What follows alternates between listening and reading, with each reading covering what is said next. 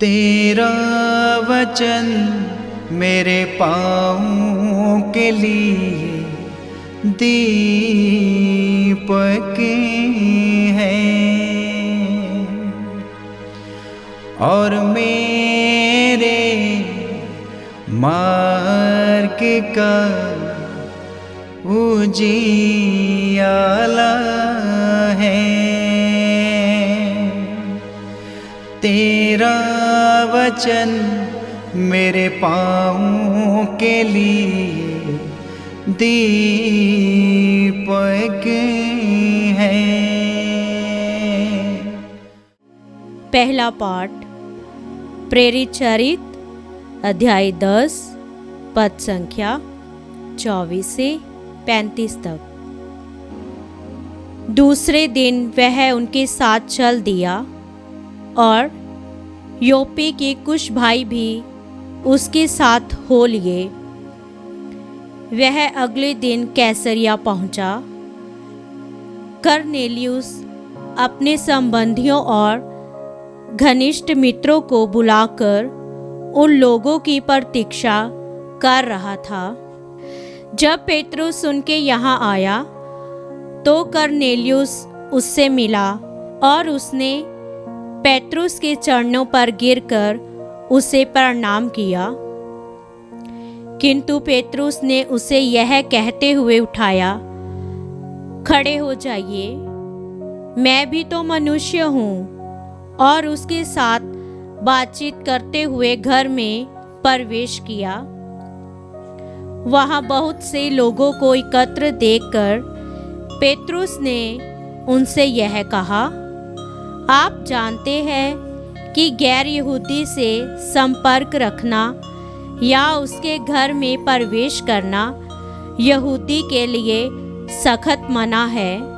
किंतु ईश्वर ने मुझ पर यह प्रकट किया है कि किसी भी मनुष्य को अशुद्ध अथवा अपवित्र नहीं कहना चाहिए। इसलिए आपको बुलाने पर मैं बेखटके यहाँ आया हूँ। अब मैं पूछना चाहता हूँ कि आपने मुझे क्यों बुलाया? कर्नेलियुस ने उत्तर दिया, 4 दिन पहले इसी समय मैं अपने घर में संध्या की प्रार्थना कर रहा था कि उजले वस्त्र पहने हुए पुरुष मेरे सामने आ खड़ा हुआ।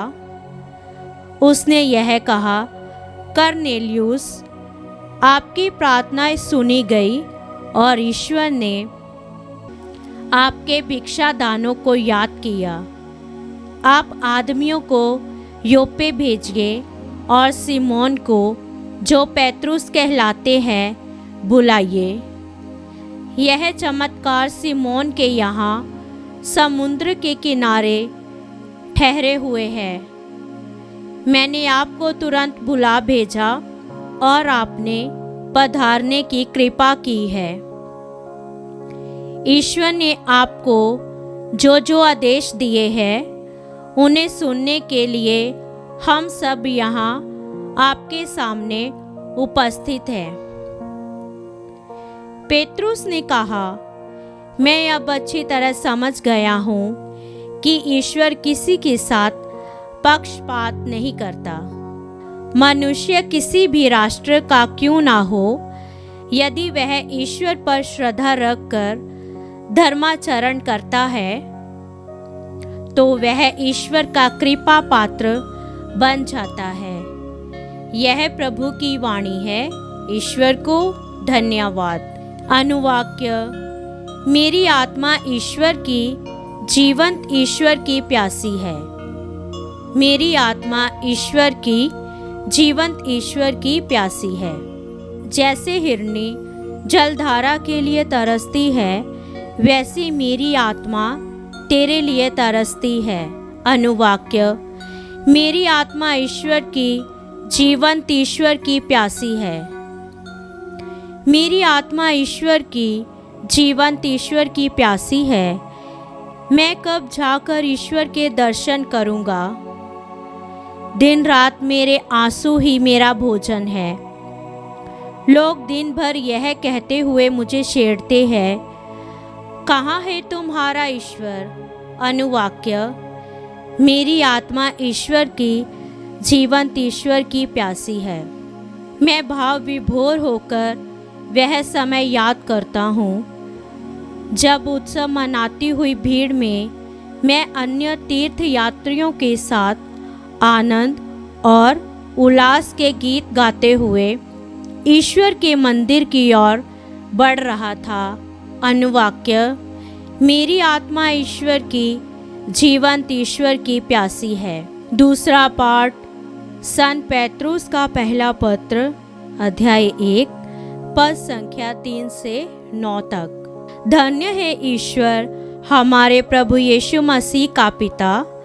मृतकों में से मसीह के पुनरुत्थान द्वारा उसने अपनी महती दया से हमें जीवंत आशा से परिपूर्ण नव जीवन प्रदान किया, जो विरासत आप लोगों के लिए स्वर्ग में रखी हुई है। वह अक्षय, अदूषित तथा अविनाशी है। आपके विश्वास के कारण ईश्वर का सामर्थ्य आपको उस मुक्ति के लिए सुरक्षित रखता है जो अभी से प्रस्तुत है और समय के अंत में प्रकट होने वाली है। यह आप लोगों के लिए बड़े आनंद का विषय है। हालांकि अब थोड़े समय के लिए आपको अनेक प्रकार के कष्ट सहने पड़ते हैं। यह इसलिए होता है कि आपका विश्वास परीक्षा में खरा निकले। सोना भी तो आग में तपाया जाता है और आपका विश्वास नश्वर सोने से कहीं अधिक मूल्यवान है। इस प्रकार यीशु के प्रकट होने के दिन आप लोगों को प्रशंसा, सम्मान तथा महिमा प्राप्त होगी। आपने उन्हें कभी देखा नहीं, फिर भी आप उन्हें प्यार करते हैं और उन्हें देखे बिना आप अब उनमें विश्वास करते हैं। जब आप लोग अपने विश्वास का प्रतिफल अर्थात अपनी आत्मा की मुक्ति प्राप्त करेंगे तो एक अकथनीय तथा दिव्य उल्लास से आनंदित हो उठेंगे। यह प्रभु की वाणी है। ईश्वर को धन्यवाद। जय घोष, हालेलुया, हालेलुया। यीशु ने कहा, क्या तुम इसलिए विश्वास करते हो कि तुमने मुझे देखा है? धन्य है वे जो बिना देखे ही विश्वास करते हैं। हालेलुया। संत यूहन्ना के अनुसार पवित्र सुसमाचार अध्याय 20 पद संख्या 24 से 29 तक। यीशु के आने के समय बाहरों में से एक थॉमस, जो यमल कहलाता था, उनके साथ नहीं था। दूसरे शिष्यों ने उससे कहा, हमने प्रभु को देखा है। उसने उत्तर दिया, मैं जब तक उनके हाथों में कीलों का निशान न देखूं, कीलों की जगह पर अपनी उंगली न रख दूं और उनकी बगल में अपना हाथ ना डाल दूं, मैं तब तक विश्वास नहीं करूंगा। 8 दिन के बाद उनके शिष्य घर के भीतर थे और थॉमस उनके साथ था।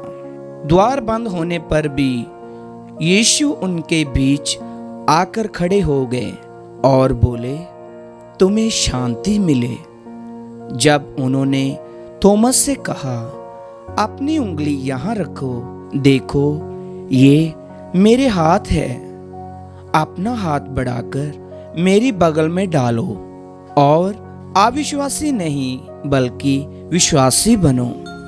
थॉमस ने उत्तर दिया, मेरे प्रभु, मेरे ईश्वर। यीशु ने उनसे कहा, क्या तुम इसलिए विश्वास करते हो कि तुमने मुझे देखा है?